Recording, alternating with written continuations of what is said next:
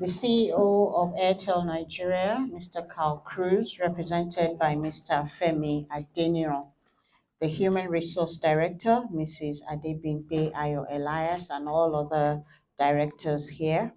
The other guest speakers and panelists, Dr. Mrs. Awuneba Ajumogobia, Mrs. Dolapo Agbede, Mr. Latif Adedimechi, the Airtel women here, all the team from Ogun State who are here with me, all invited guests, gentlemen of the press, ladies and gentlemen, good morning.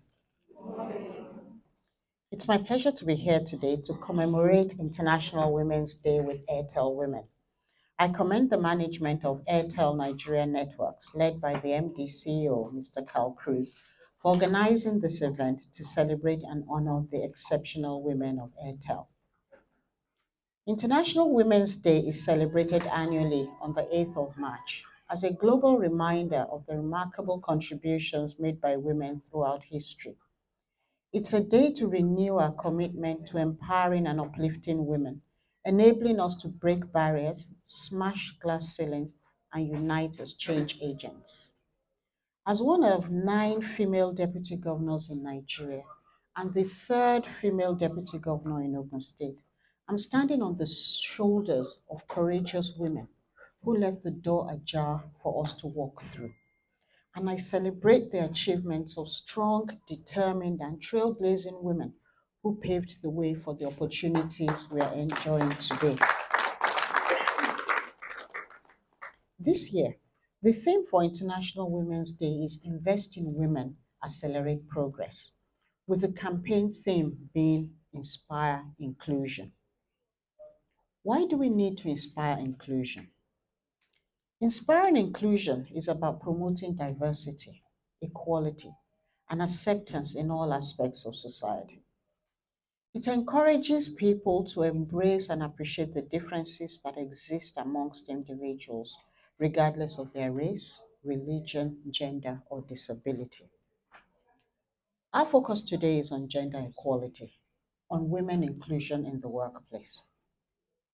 According to the United Nations Sustainable Development Goals, Goal 5, gender equality is not only a fundamental human right, but also a necessary foundation for a peaceful, prosperous, and sustainable world.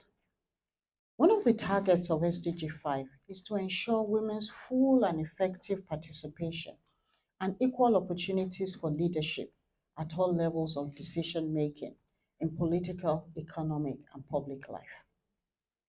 While progress has been made in recent years, persistent challenges such as gender biases, unequal pay, unfair workplace practices have hindered the achievement of true gender equality. Disappointingly, in its Sustainable Development Report 2023, the United Nations states that the world is not on track to hit its SDG 5 target to achieve gender equality by 2030, and concludes that at the current rate, it will take 140 years to achieve equal representation in leadership in the workplace. Should we then fold up our arms and give up on gender equality? No, we can't. Each and every one of us has to play his or her own part in moving the needle. And I commend Airtel for all it does to support and encourage women in the workplace. Today, I stand here to share my views on how women, employers, and men can work together to lead the charge for change. As women, we often find ourselves faced with unique challenges and expectations that may hinder our progress. But let me tell you, dear sisters, that it is your duty to break biases. Nobody's going to do it for you. Challenge cultural stereotypes and redefine what it means to be a woman today. To start with, you must believe in yourselves. Recognize and embrace your strengths, your talents, and your abilities. You should believe in your potential to make a difference and never back down when faced with challenges. I'm a civil engineer who has become a politician, an elected public official at that. I literally jumped in at the deep end. One day, I was running my real estate business. The next day, I became candidate for deputy governor in a major political party. I can assure you, I found it daunting. But I told myself nobody was born a politician. And I let my years of training and corporate experience kick in. 5 years down the line, I hold my own with the toughest of them. Has it been easy? No. Have I been given a free pass? No. However, I never let the fact that I'm a woman be used against me. Rather, I leverage my feminine instincts and insight to deal with issues. I'm more of a consensus builder, but I've been known to wield my axe. I don't try to think or act like a man. I am who I am. In fact, when I'm told you're a woman like a man, I wonder if that's really a compliment.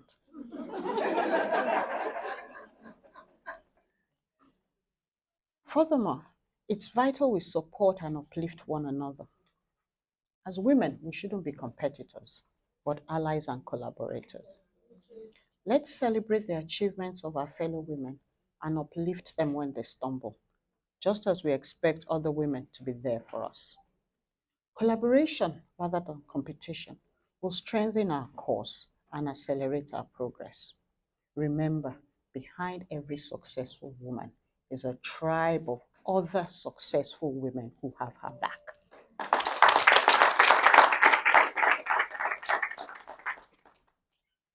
However, we can't achieve gender equality in the workplace by our own efforts alone. We need our employers and our male colleagues to support us. It is estimated that women account for almost half of the global workforce. Yet, only about 27% of women are in management and leadership positions. Even fewer hold the top tier C-suite level jobs. Well done to Airtel, which I understand is an outlier here, that of its 207 female employees, 108, that's over 50%, are mid-management and above. However, I don't know how many of the employees are actually female, but you can sort that out yourselves. Although opportunities for women have grown in the workplace, there's still a significant gap between male and female employees at management level, and there is also unequal pay for the same jobs. Women face discrimination and get stuck in entry level roles, and many still struggle to obtain and maintain senior leadership positions due to unfavorable workplace conditions and policies, which I will discuss. While explicit bias and gender discrimination is unacceptable in most workplaces, prevalence of unconscious biases, which could be anything from cultural gender stereotypes, female modes of dressing, etc., can make it far more difficult for women to climb to executive positions than men. These biases can manifest in various ways that disadvantage women, including hiring and promotion criteria, which question women's competence, commitment, and leadership abilities, can result in their exclusion from career advancement opportunities.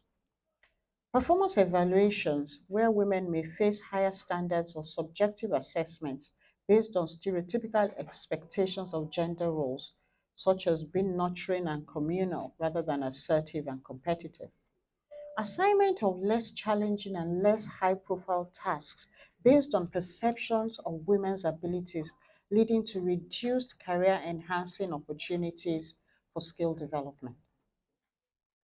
Leadership styles associated with masculine traits being seen as more legitimate, overshadowing the approaches and strengths that women bring to issues. I had mentioned earlier that I'm a consensus builder and I try as much as possible to use that to solve problems. Microaggressions such as dismissive attitudes, sexist jokes, and demeaning language creating hostile and unwelcoming environments for women, affecting their confidence, sense of belonging, and overall job satisfaction. These are some examples of how these unconscious biases pull us back. Addressing them in the workplace is crucial for promoting gender equality. Organizations can implement strategies such as unconscious bias training, as well as diverse hiring and promotion practices, By challenging and mitigating these biases, workplaces can become more equitable and support the contributions of all employees, regardless of their gender. I was very happy to hear Mrs. Elias talk through that earlier. Unfortunately, I couldn't lay my hand on employment remuneration data for Nigeria. But worldwide, despite the gender pay gap narrowing, women in executive positions still earn between 8% and 25% less than male executives in comparable positions. This pay gap not only affects women's financial security and opportunities for advancement, but also perpetuates the vicious cycle of gender equality across generations by limiting their wealth accumulation, retirement savings, and overall empowerment. The solution to this challenge isn't simply to pay women leaders equally. It extends into the opportunities females are presented with in the workplace. Employers need to review how promotions are assessed and offered. In many workplaces, women are more likely to hold lower paid leadership positions, such as those in marketing or HR. As a result, these female leaders will be paid less because they have fewer opportunities to break into the higher paying C suite positions.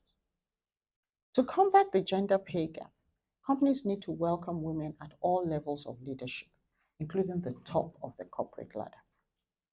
Beyond that, employers have a duty to implement policies and initiatives that promote pay transparency, close the wage gap, and ensure equal compensation for equal work to create a more equitable and just society.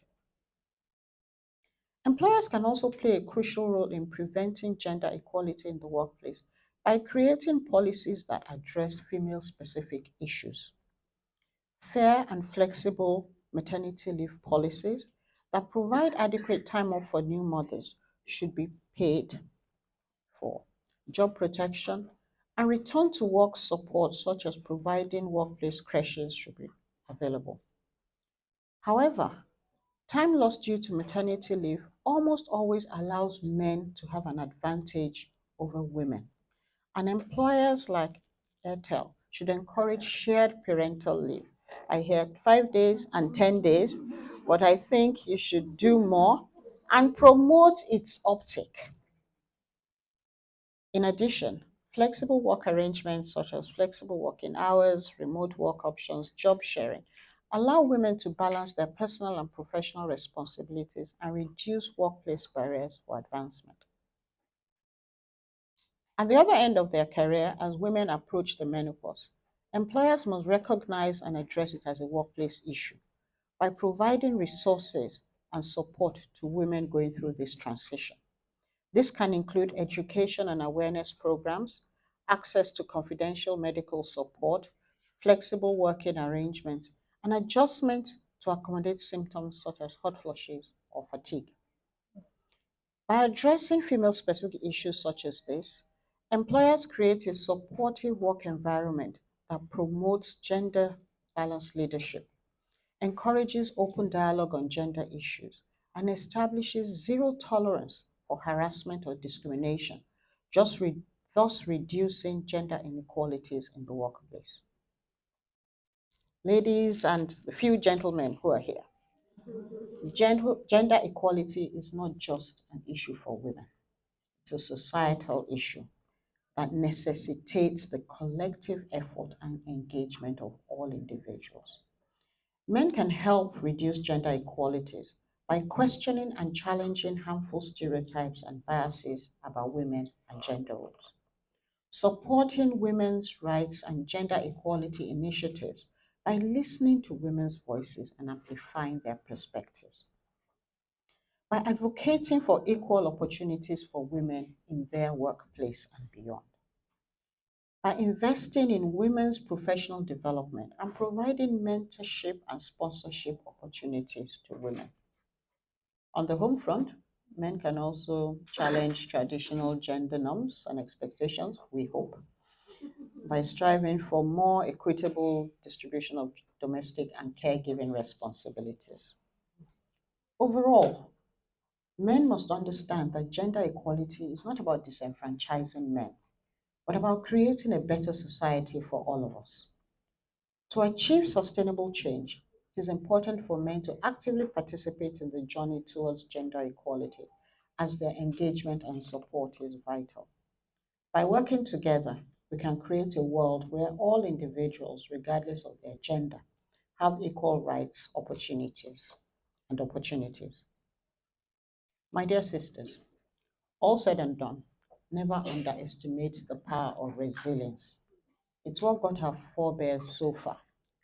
Power is not served a la carte, and neither will gender equality.